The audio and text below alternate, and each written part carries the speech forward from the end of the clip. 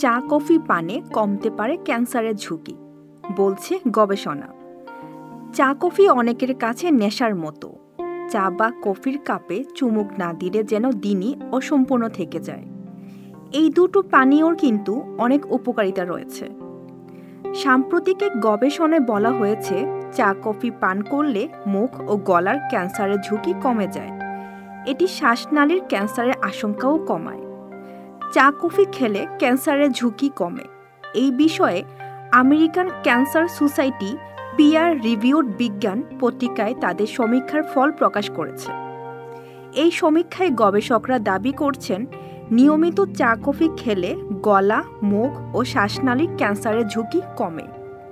গত কয়েক বছর ধরে প্রায় ৯,৫০০ ক্যান্সার আক্রান্ত এবং ১৫,৭০০ ক্যান্সার ফ্রি মানুষদের নিয়ে international head and neck cancer epidemiology consortium এই সমীক্ষাটি চালায়।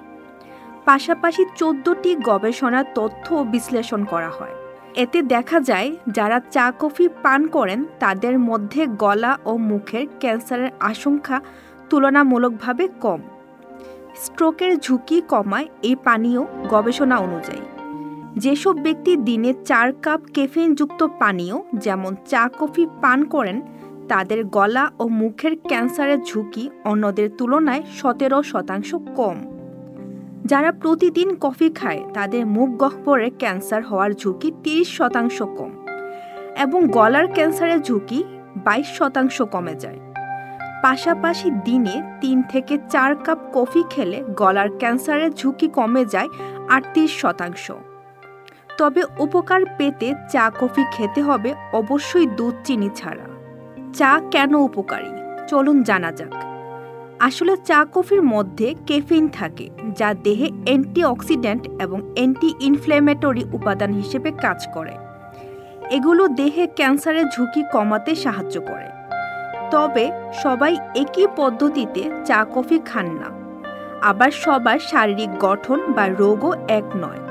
তাই চা কফি খেলে ডায়েটের উপর কতটা জোর দিলে ক্যান্সারের ঝুঁকি কমবে তা নিয়ে আরও গবেষণার প্রয়োজন রয়েছে।